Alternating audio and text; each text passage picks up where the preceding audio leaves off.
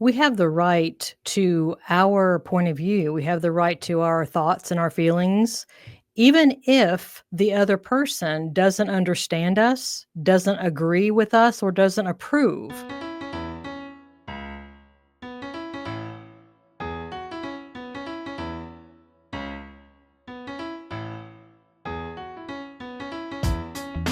83% of Americans identify as not very happy, which can hold you back and negatively affect your relationships and your business. On this podcast, we discuss the proven steps to happiness so you can restore balance and rekindle your joy.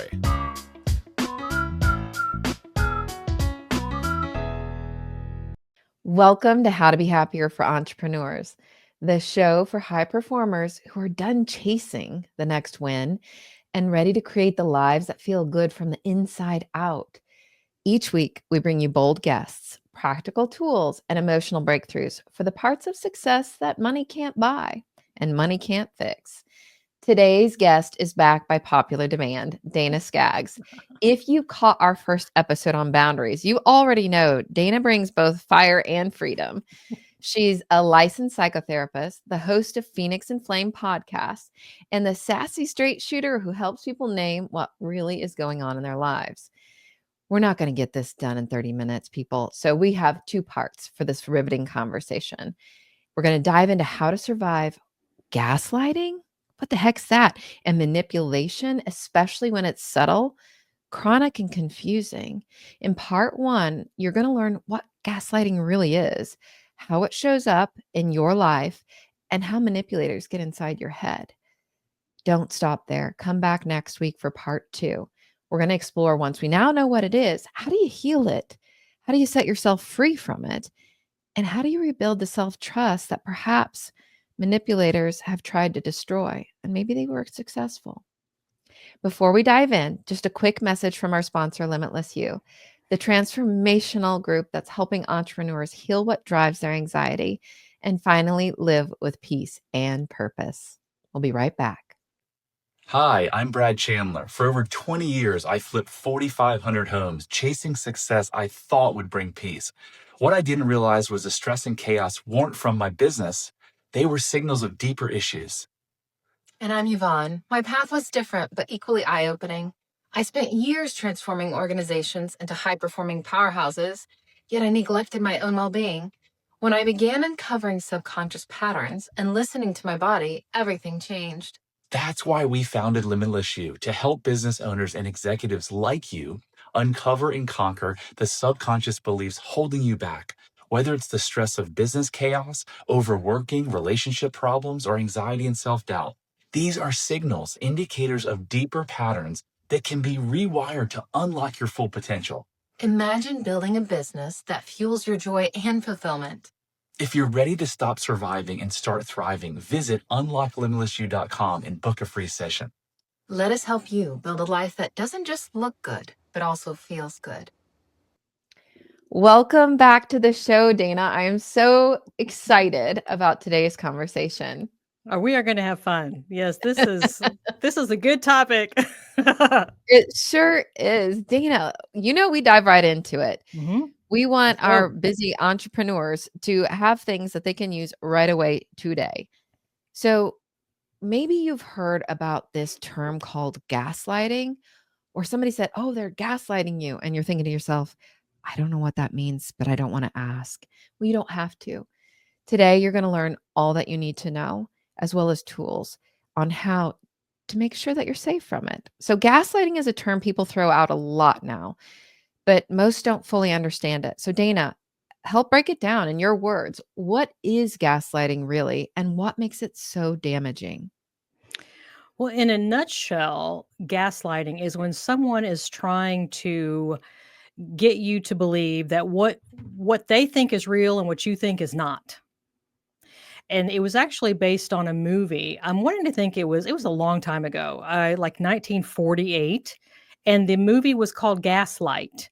And that's where the term came from. So you had this woman and this man, I think they were husband and wife living in a house.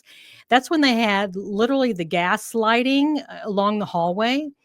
And he would go up into the attic and would mess with the lights and cause them to flicker. Then she would be in the hallway seeing the lights flickering. And then she would comment later, "Gosh, did you see those lights flickering?" And he said, "No. What are you talking about? I've never seen those lights flicker." And so then she's like, "Oh, okay." So then she immediately starts doubting, did I really see the lights flicker? I probably didn't, right? So one time would have been no problem, but he was trying to make her truly doubt all that she was thinking. And so then he would consistently go back up in the attic, mess with the lights, cause them to flicker. Then she's seeing and she's noticing these flickering lights and bringing them up. And every time he would be like, "I don't know what you're talking about. You must be crazy. I have never seen the lights flicker." Oh, And wow. I so, didn't know this story. This is awesome. yes, you can look this up. I mean, it's crazy. And so that's what happens to us in relationships where we have this feeling that something's going on. We have like this intuitive sense, or sometimes, have you ever been in a room? Maybe you've had a boyfriend or something, and you watch him with a girl, and you just notice certain things. You noticed a certain facial expression or different kind of body language or something, and you're thinking something's off here, right? And so you just have this knowing, and then when you bring it up and he's like, "I don't know what you're talking about," because you can't necessarily prove everything with facts and observations that you can pull in witnesses to back you up with. You're Right. just kind of alone with your own point of view, whether it's an intuitive thing or something that you have like observed with your eyes, either way, then the other person will deny it because they don't want to face it. They don't want to deal with it. They don't want, you to know. And so and so then you start immediately thinking, well, maybe I didn't see anything because I'm extremely intuitive. And so, but you have to learn to trust that over time. And I will remember decades ago noticing something and then being told, "What are you even talking about? That's not a thing." And then, uh, then a few weeks or a few months later, what I was picking up on would come to fruition. Hmm. And that happened enough times to where I learned to trust my intuition, my feelings about something, my point of view about something, whether or not it is backed up by someone else's validation or not. But it's a process. And so some people haven't really had enough time to have that validation, that comfort in their own intuitive skill and their own point of view, and they're just getting hacked Yeah. at it, and by people that are saying, "You don't know what you're talking about," and so then they just start thinking, "Well, I guess I don't. I guess the light's not flickering."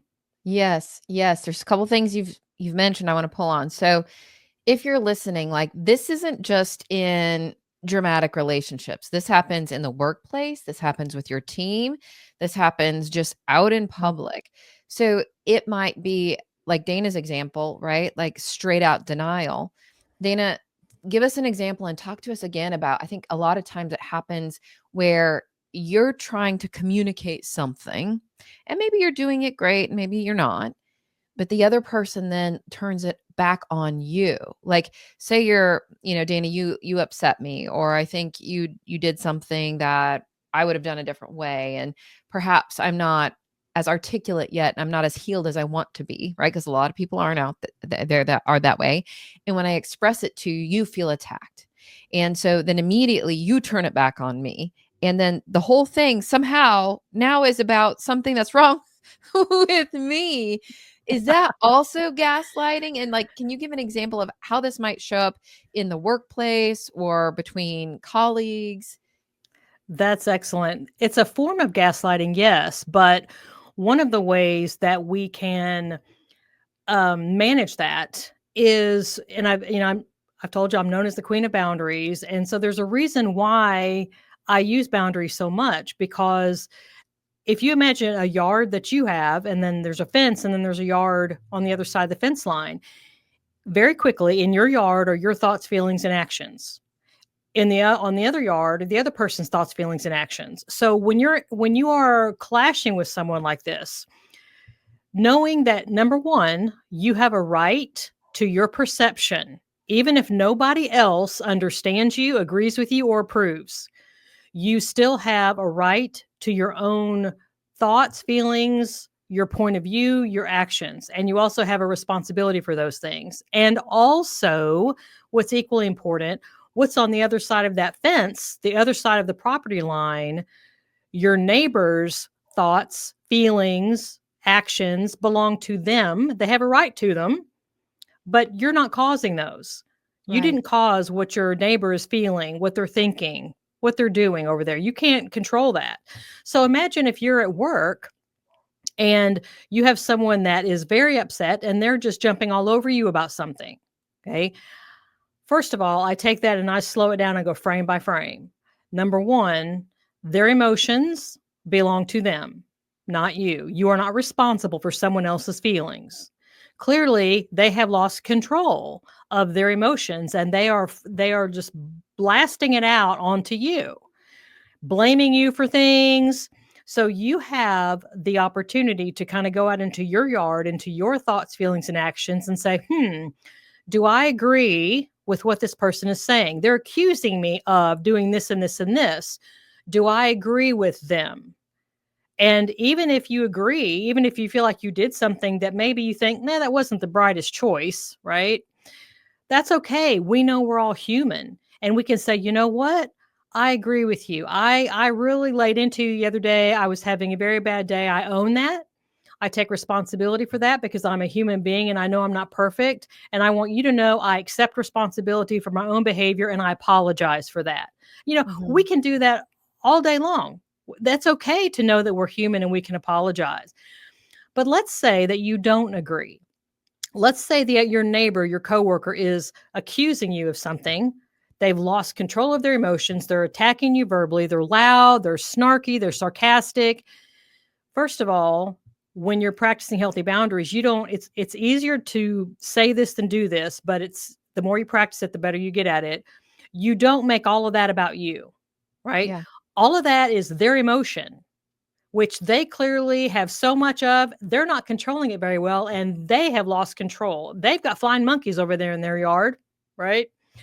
What I know is it's not my yard. So we're responsible for being respectful and owning our property, being respectful in how we interact with people. So if someone attacks us at work that way, looking at it psychologically, I sometimes wonder if something is going on with them at home. If Right. something is going on maybe in another department or maybe they're on another project and it's really causing them some hard times, maybe they're feeling insecure in their own abilities. Maybe they feel threatened by what we bring to the table. Maybe they overheard a conversation where maybe the boss was really praising us for something that we did and they feel threatened with their job. So they have a lot of feelings about something else and then they're getting like activated and shoving all of that on us. But when we're practicing healthy boundaries, we're like, okay, we don't own any of that stuff. We're like, well, I'm sorry you feel that way. How can I be part of the solution? We don't have to Yeah. engage in that gaslighting type behavior. Absolutely. There's a couple things that you said. I want to just slow down a little bit and for people that aren't quite there yet, help you understand. When you said, Dana, you're not responsible for their emotions and their feelings. So many of Mhm, us have been brought up with, you made me yell, you made me angry, you made mhm, me all the things. What we know at Limitless You and what Dana knows, right, is that we can't actually make anybody else feel anything, right? It has mhm, nothing to do with us. It has to do with the meaning that they're giving the situation outside of themselves, which the meaning they give it is probably something based upon what they learned before they were 10 years old. And you weren't there when they were younger than 10 years old. So it can't be about you. So I want you to know that, right? Like, because sometimes I know people are like, well, in the heat of the moment, it's really hard not to take it personally. Understand the brain science of it. It can't be about you unless maybe you were their sibling before they were 10, and then there's still more to unpack there. The other thing that, Dana, you said that I really want to pull the thread on is intuition, right? Because I think if we go back to our topic of gaslighting and manipulation, and even healthy boundaries help us give space and learn to trust our intuition. So many of our listeners, right, are leaders, they're entrepreneurs, they pride themselves on being sharp, self aware, quick decision makers. Mhm. So when they find themselves doubting, right, a little bit, whether it's in their business or in their relationship or on their teams, it can be incredibly disorienting. Mhm. Right? Where you're saying like your yard, my yard. Sometimes they're like spinning and they're seeing red and they're like, I don't even know what planet I'm on, let alone know what yard I'm in. So for confident, smart people, why does gaslighting work? What's going on? Oh my goodness. Usually when that type of thing is working on someone, it's you, it's emotion based. Now, a lot of us like to think that we're walking around and we're just all about logic and reason, right? I personally am a very logical, rational, reasonable person. That's how I think, that's how I function. We also have parts of our mind that are emotion based. I can give you an example of this. I had an MRI one time several years ago of my head. Well, I did not know that apparently I was somewhat claustrophobic. So I got pulled into this MRI machine head first. Obviously, it was for my head, and I felt like I was being pulled into a coffin. Mm, Well, I was in there and I started freaking out. I had never had a panic attack in my life. And in my brain, it was fighting itself because part of my brain was saying, Dana, what is wrong with you? There's plenty of oxygen in the air. Why do you think you're suffocating half to death? You can breathe through your nose. You can breathe through your mouth. Nobody has nobody has anything covered up. Why do you feel like you can't breathe? Why are you trying to get out of here? No one is trying to hurt you. So my logical part of the brain was trying to say, you're not in danger. They're on your side. You can breathe. There's plenty of air. But the emotional part of my brain did not care about logic. And the emotional part of our brain is much stronger and much faster than the logical part of our brain. So sometimes when we are interacting with people and there's something about what they're saying to us or something about how they're interacting with us reminds a part of our mind of something we went through a ways back, and that part of our mind is emotional and it's reacting. It's like, oh my gosh, that's getting ready to happen all over again. And then we right. kind of get topsy turvy and we have trouble staying logical in those situations. Absolutely. So what are some common you mentioned like people will say something, right? And we're talking about gaslighting. We're talking about manipulators. So we want to like bring to conscious awareness, slow down so that you can recognize some signs. So what are some common tactics or phrases manipulators use that quietly erode someone's trust in themselves? Who So manipulators, not always, but many times manipulators are narcissistic. Most of the time they go hand in glove. And narcissists are self-serving. So when they're interacting with you, they're going to be about what they want. And so when you're noticing that you're interacting with someone and just about each time you're interacting with them, they are trying to get you to feel a certain kind of way or say a certain thing or do a certain thing that is going to serve them. And they are trying to what I call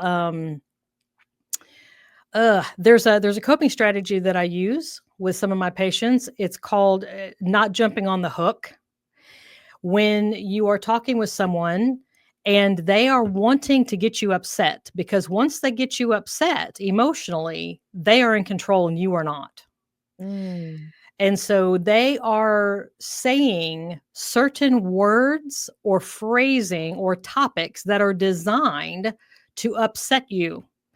And what I tell my clients is that when you're engaged in that kind of a scenario, I said, imagine this large metal meat hook that you might see in a packing plant, right? And that it's dangling there right in front of you. The manipulator wants you to jump on that hook, and they're using those words, those phrasing, those topics that they know are going to upset you, And as soon as you jump on to defend yourself or to tell them they're wrong, or as soon as you start getting very emotional and upset, you're jumping on that hook. And as soon as you do, they've got you. And the whole design of that is for them to meet their needs. And so they're trying to do whatever it's going to take to get you to where they are in control and you are not. Wow, I love that. So many things keep popping in my head as you were describing that. I can see how people have used that in business in the past, right? I can see how this is great because sometimes I talk with people and people have probably experienced this where say, Dana, you're out of control and you're acting all emotional and people think that they have to fight fire with fire. No, no, no. I always tell them like, you're just fueling the flame and you're going to get burned. So what you're saying is if you want to be wise and smart, don't feel like you're being weak by not retaliating and getting loud when somebody gets loud or getting emotional when somebody gets emotional. You're not being weak. You're actually being strategically smart and strong because when you lose your cool, even though you might feel like big and you might have the adrenaline going and you might think, I'm a tough guy or I'm going to show this person and I'm wearing the pants in this negotiation, you actually just lost your pants. Yes, that's it. It's like the big loud people. It's like why do you feel the need to be so loud? What do you think you're doing? The other person has a right to their opinion. You may not like it, but they have a right to it. You don't have to defend your opinion. Your opinions don't have to agree. Just because someone else has a different opinion does not devalue mine. Right. And when we know that, we can allow them, as Mel Robbins said, we can let them, right, have whatever opinion they would like to have because they have a right to it. But their opinion, even if it's 180 degrees different from mine, doesn't devalue my opinion. And I'm the one that has to know that. I don't have to convince them of that. It's so important. I want to say that again. As a recovering I had to be right monster. You know, when I finally woke up and I'm thinking to myself, why am I putting so much energy in trying to prove myself right if I really believe in my position, my knowledge, my confidence, my capabilities? We see this over and over and over again, both at the workplace and especially at home, right? Where you're trying to convince the other person. And what Dana said is so very important. Like, number one, you're wasting a lot of energy. Mhm. Number two, you're telling your subconscious mind that you're not even so sure about yourself if you have to put that much energy to try and convince somebody else. So, one of the things that I do, in my relationship now, even, with Brad and I say, I don't ever want you to do anything you don't want to do. I don't want to convince you.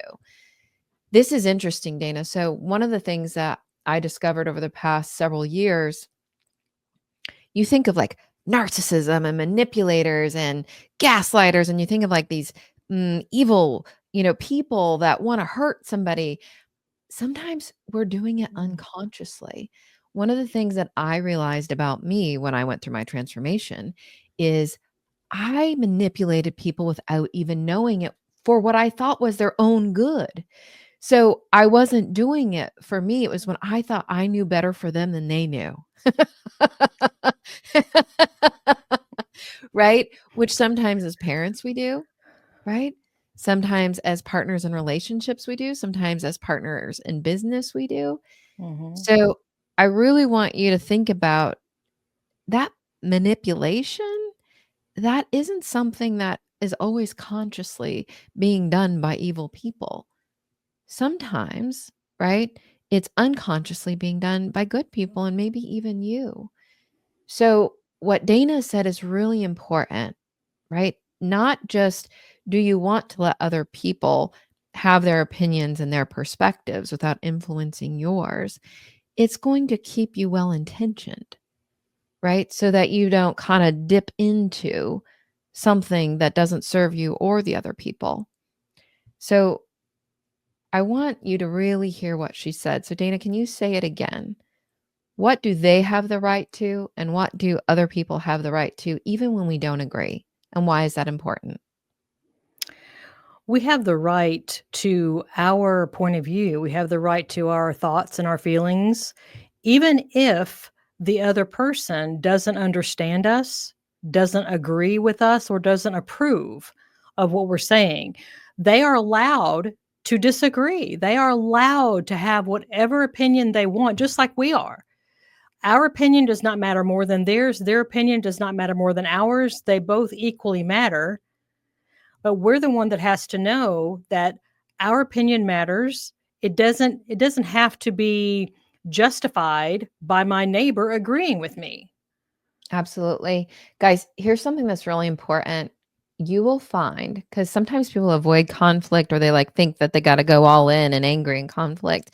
When you can hold space for another person in safety, even if they don't agree with you, you create safety in vulnerability. You Mhm. create safety in sharing all your creative knowledge and all their creative knowledge. And I'm sorry, none of us are omniscient or omnipotent, right? There is synergy. So even if you are recovering know it all like me, you don't know it all. And the wisest people know that they don't know it all.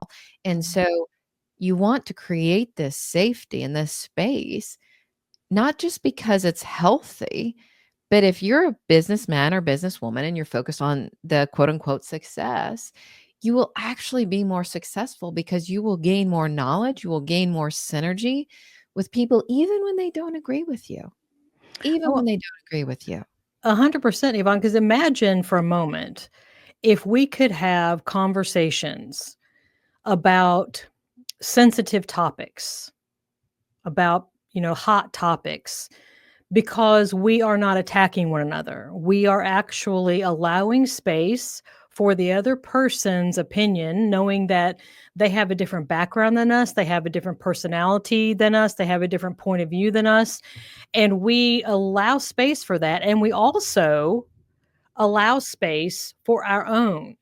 Because Yes. I've noticed that people will do either one or the other. Either they will empty themselves out of their own opinion and be all about, they'll create all this space for the other person, but then theirs is missing.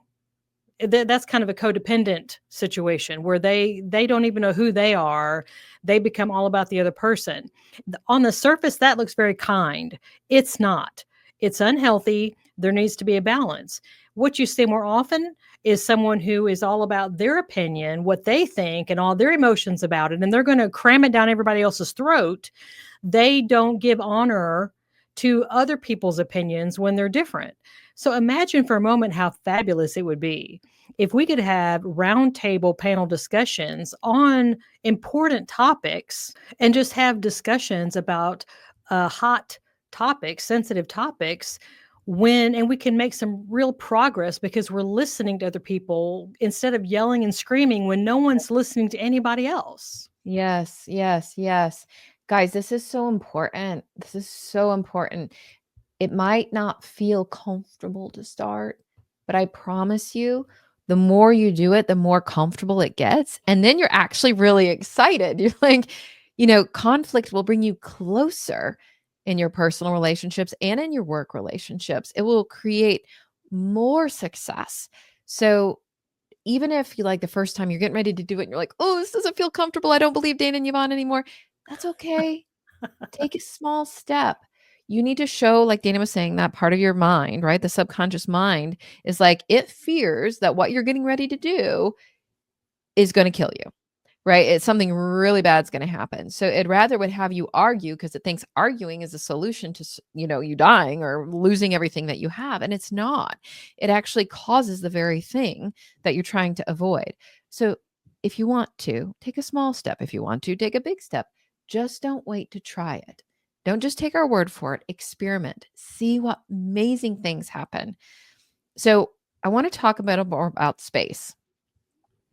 You've talked about how emotional manipulators can live in your head even when they're not in the room, right? Or Mhm. perhaps you're doing that to yourself quite often. How often are you done with the conversation and it's still going in your head and you're still questioning yourself and you're still thinking about, oh, what I should have said or would have said or whatever it is? How does someone, from your perspective, start reclaiming their internal space and their internal peace? when they've been exposed to gaslighting or manipulation, and it's been a lot of, I would not say trauma, but taken a lot of energy out of them. What would Mhm. you recommend they do? A few things. One is if possible, to try to spend some time away from the person they feel like might be manipulating and gaslighting them. Because what a manipulator and a gaslighter does, it's like being in an escape room with someone and there's dirt all over the floor and they keep throwing dirt in the air, right? And you're trying to find your way to get out of the escape room, but you can't find your way because they keep throwing dirt up in the air and making it impossible for you to see which way to go. So getting away from that person, creating some space and just allowing that all that dust to settle down so you can have some clarity. Mhm. Another thing that's very helpful is reaching out either to a therapist, to a mentor, if you go to church, possibly a pastor, some good friends. Now, when I say good friends, I mean people that are in your life that will tell you the truth, even if they feel like it might make you uncomfortable. That's a true friend. Mhm. Okay.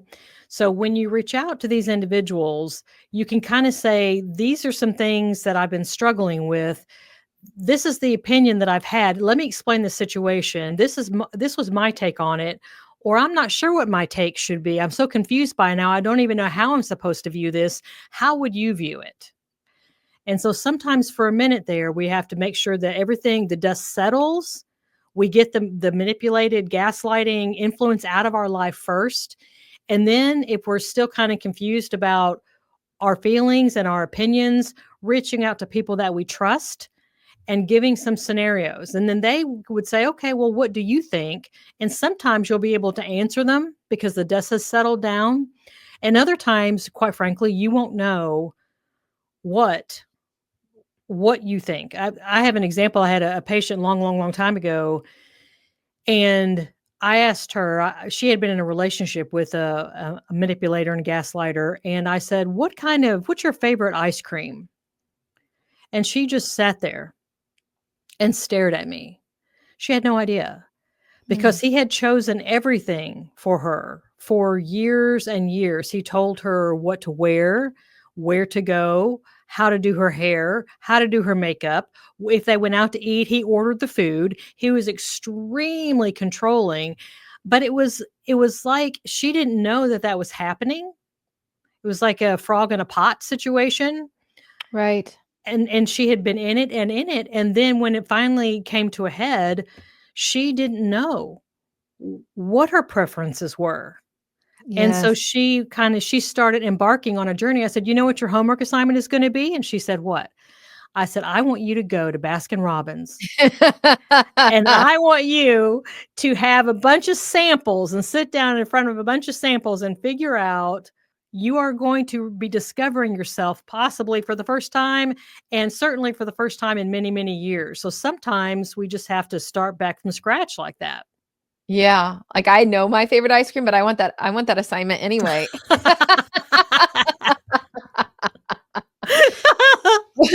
I love that, and another thing I would add that has been so transformational in my life and in the Limitless You community clients that I serve is meditation. Sometimes when you talk to other people, mm, sometimes it can be even more confusing. So sometimes maybe to start, just there's something called, and if you go to YouTube on our Limitless You site, there's a free meditation that I have there, but it's heart mind coherence. And when you can get silent and like, oh, I'm not a meditator, neither was I. Trust me, it's not that long and you'll get there. But you start listening to your internal voice, right? And when you can tune into like, well, what does my heart really need? I can't tell you time and time again, my clients are like, "Oh my gosh, it's speaking to me." I'm like, "I know. It's amazing." When you let the noise settle a little bit, like the dust that you were talking about, right? Sometimes that breakaway, you don't have to go very far.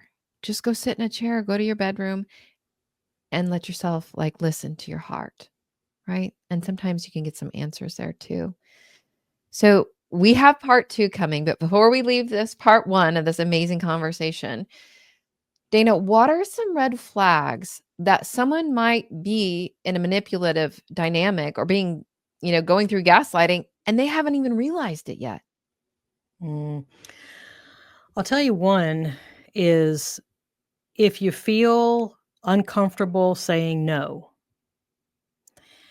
And no is in a lot of different ways. For example, let's say you're in a relationship and your partner wants to go to an Italian restaurant, but you don't want to go to the Italian restaurant.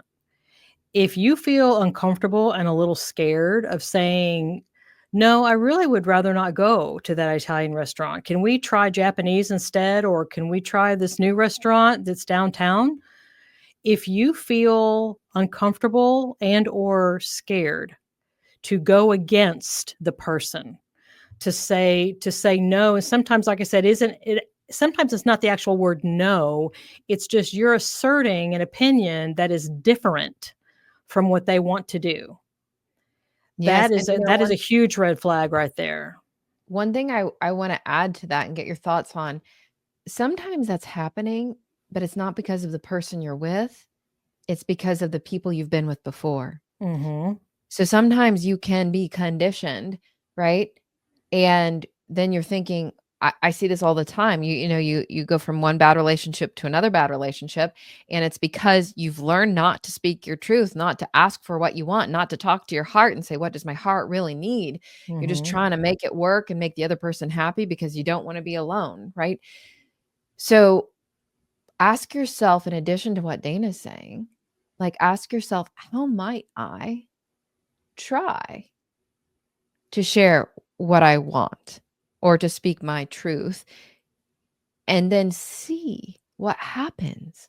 Perhaps that person, like in my relationship now, because that's what I used to feel, right? And then I'll be like, he's like, okay. But we live inside of our head Uh-huh. and we are already coming up with a whole narrative. And then we're creating our own reality. And sometimes it's not because of the person you're with, sometimes it's because of the people you've been with. So definitely do what Dana's saying. Ask yourself, am I afraid to say it? And then the other thing you mentioned earlier, Dana, one of the superpowers that I say equals MC squared, mindful thinking raised to the power of compassion and curiosity. Have compassion for yourself. Don't beat yourself up and be like, I suck, or I should know how to say this, or I'm a scaredy cat, or whatever you want to call yourself, right? We have all these negative words that I won't mention that a lot of people call themselves. Have compassion for yourself. You weren't born that way. Somebody taught you along the way. Mhm. Get curious as to why, and then get creative and curious. How might I? And how might we? Right? Because you don't want to necessarily write off the relationship you're in because of your conditioning from the past.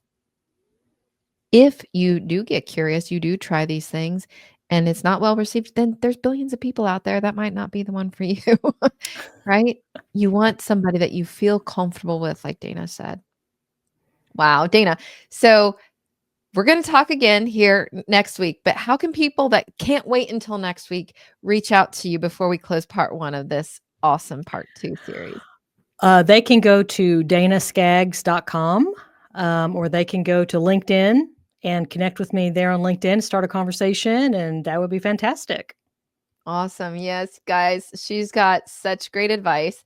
Today we've explored and Dana's helped us realize, what does this gaslighting really mean? How does manipulation show up in high performing lives? And why is it so common to doubt yourself, even when you think you're smart and successful? So stay tuned because coming up in part 2, we'll shift into the healing mode, the building the self trust mode, exiting that fog and all that dust that was thrown up in that escape room that she talked about, right? And protect our own energy without having to turn Hit cold or subscribe if you distant or don't want to miss angry, out on more just by life-changing finding content. peace And and if you're wisdom. struggling, you don't So be have sure to come back Go for to the second half of this eye-opening bradchandler.com/contact. conversation, There, and I'd you say can join the mind-opening Facebook community of conversation. like-minded entrepreneurs. And if you And you'll know see a someone button who to might be schedule your stuck in this freedom and cycle, happiness call. forward them this See you on the episode. It next could be the episode. truth they've been waiting to hear. Until next time, take a deep breath, check in with your heart, and remember, you are not crazy. You're wise, you're smart, you're enough. and it's time to remember it.